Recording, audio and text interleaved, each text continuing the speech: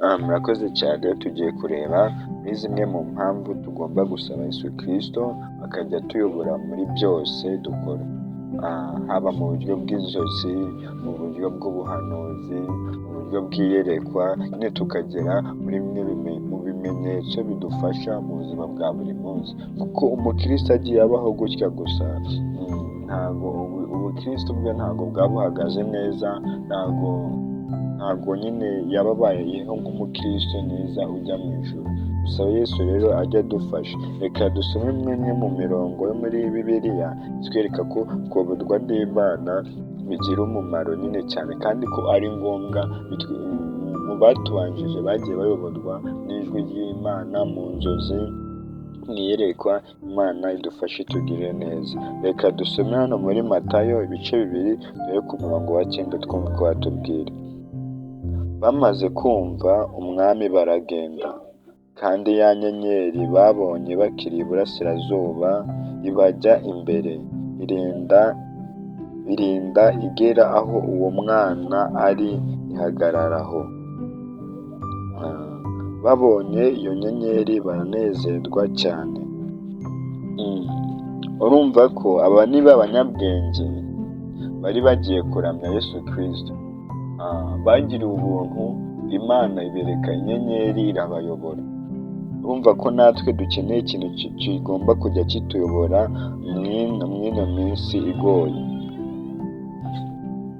Bageze mu nzu basangamo umwana hamwe na nyina Mariya, barapfukama baramuramya, maze bahambura imitwaro yabo bamutura amaturo y'izahabu n'icyome n'ishangi. Urumva ko yaba adafite inyenyeri ngo ibayobore, byari kugorana ko bagera aho bari bateguye kugera. Imana ishimye ko ijya natwe ituyobora mu byo tuba tugiye gukora, kandi dukomeza dusabe Yesu Christo atuyobore muri byose. Dukomeje na hano kuri 12 hari handitse ngo baburizwa n'Imana mu nzozi gusubira kwa Herode, banyura iyindi nzira basubira iwabo. 13 bamaze kugenda, Yesu atugire neza. Bamaze kugenda, marayika w'umwami Imana araza abonekera Yosefu mu nzozi ati, byuka ujyane umwana na nyina uhungire muri Egiputa, ugumeyo ugeze aho nzakubwirira, kuko Herode agenza umwana ngo amwice.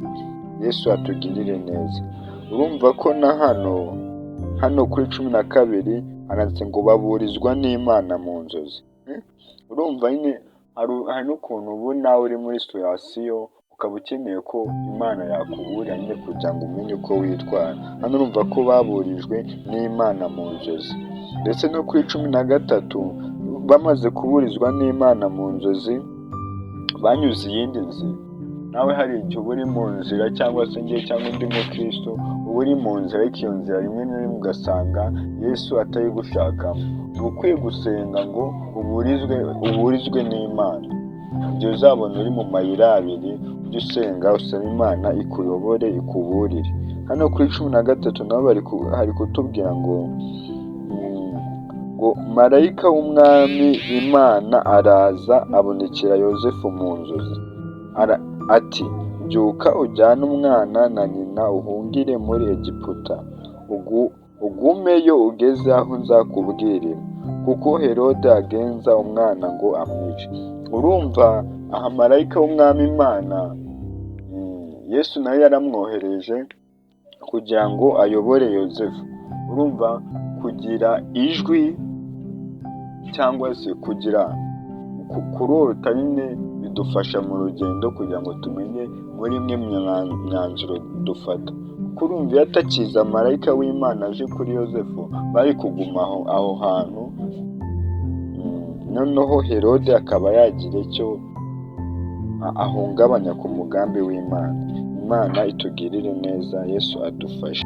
Dukomeje hano nanone kuri 19 haranditse ngo Herode amaze gupfa, marayika w'umwami Imana araza abonekera Yosefu mu nzozi ari muri Egiputa ati, byuka usubize umwana na nyina mu gihugu cya Isiraheli, kuko abashakaga kumwica bapfuye. Yesu atugirire neza. Hano kuri 19 bari kutubwira ngo Herode amaze gupfa, marayika w'umwami Imana araza. Imana itugirire neza. Marayika w'umwami Imana aje yabonekeye Yozefu mu nzozi ari muri Egiputa, aramubwira ati byuka usubize umwana na nyina mu gihugu cya Isiraheli, kuko abashakaga kumwica bapfuye. Urumva ahangaha Yozefu yongeye kugendererwa n'Imana. Urumva nyine urugendo aya mahirwe umuntu aba afite yo kurota cyangwa se yo kugendererwa n'Imana amufasha mu buzima bwa buri munsi, uburyo buri hano uno munsi, ariko igihe wahamara imyaka nk'ingahe uri mu kazi runaka, utuye ahantu runaka, ariko igihe cyo kuba wahava cyagera, marayika w'Imana akakugendera, Imana ikakugendera, Yesu Christo akakugendera. Nicyo kintu rero nifuza ngo twebwe twese tuze gusaba, kugira ngo nyine turusheho gukomera muri rugendo rwa Gikristo. Imana itugirire neza. Iyi rero ni inkuru ya Yesu Christo turi kugenda dusoma, kubera twahereye muri Matayo tuzagenda dusoma n'ahandi hose. Imana itugirire neza. Noneho dukomeje hano kuri Matayo 2 umurongo wa 22 naho hari kutubwira, ariko yumvise yuko Arikelayo yimye Yudaya ahase Herode, atinya kujyayo, abwirizwa n'Imana mu nzozi ajya mu gihugu cy'i Galilaya. Urumva ijwi nanone ryamujeho, kuko hari kutubwira ngo ariko yumvise yuko Arikelayo yimye Yudaya ahase Herode, atinya kujyayo, abwirizwa n'Imana mu nzozi ajya mu gihugu cy'i Galilaya.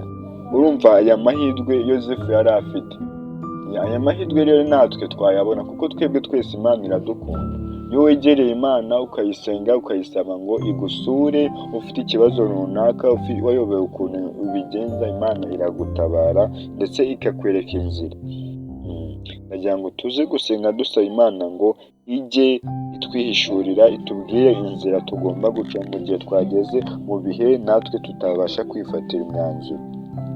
23 atura mu mudugudu witwa i Nazareti, ngo ibyavuzwe n'umuhanuzi bisohore, ngo azitwa Umunazareti. Urumva iyi story ya Yesu Christo ukuntu yagiye akura mu mugambi w'Imana. Ahantu hose byabaga ari ku mugambi w'Imana. Nimba ari muri Egiputa byabaga ari ku mugambi w'Imana, i Betelehemu ari ku mugambi w'Imana, ndetse n'ahangaha i Nazareti byose byabaga ari ku mugambi w'Imana. Imana yagendaga isanga Yozefu ati va hano jya hano, kubera ino mpamvu ubwangaha bigenze gutya, jya hano. Imana idufashe itugire neza, itugabize iyi mpano. Mu izina rya Yesu Christo tubisabye twizeye. Buri muntu wese aze gufata umwanya none n'ejo, ukomeze usaba Imana iguhe impano yo kurota, cyangwa se nawe ijye igusanga mu buryo bwayo. Imana ivuga mu buryo bwinshi. Imana itugirire neza.